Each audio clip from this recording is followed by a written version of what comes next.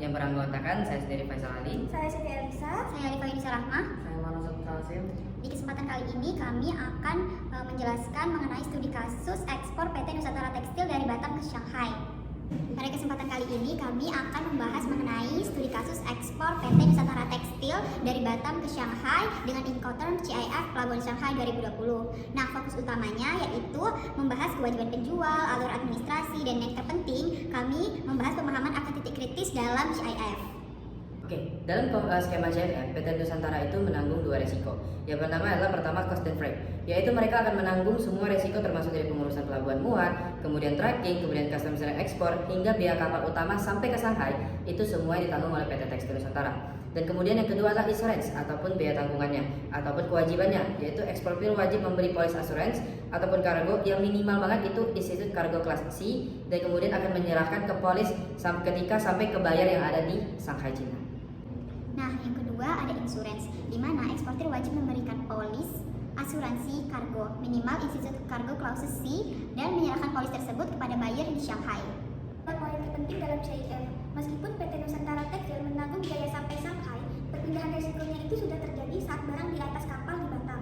Yang artinya begitu kapal berlayar dari Batam, tanggung jawab PT Nusantara atas kerusakan atau kehilangan kargo sudah berakhir, dan risiko tersebut telah berpindah sepenuhnya ke Shanghai Harmony Trading CO atau importer.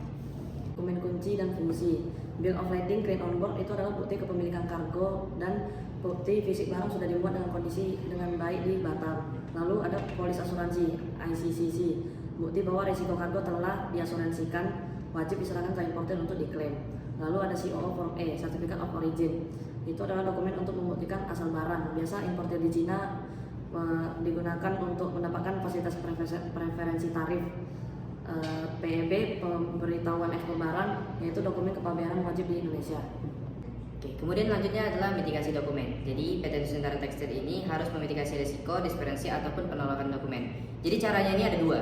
Yang pertama yaitu adalah verifikasi LPC ataupun ketat yang memastikan setiap detail dari komersial, invoice, kemudian ada juga ada packing list, kemudian ada BNL dan polis asuransi konsisten dan sama persis dengan dokumen semua persyaratan yang ada. Kemudian yang kedua adalah jaminan dokumen waktu tepat. Jadi kita harus memastikan B atau L itu dan polis itu diterbitkan tepat agar waktu dokumen dapat dikirimkan sesuai dengan importir dan atau bank yang sesuai dengan batas waktu yang sudah disepakati antara satu perusahaan dan perusahaan lainnya.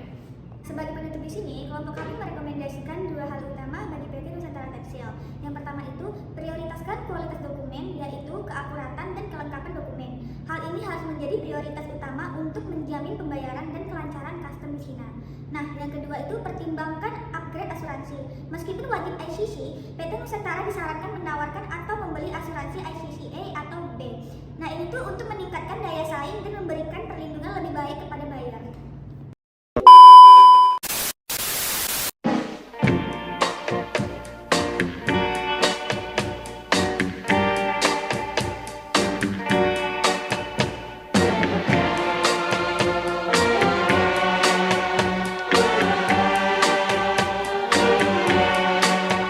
Strade piene,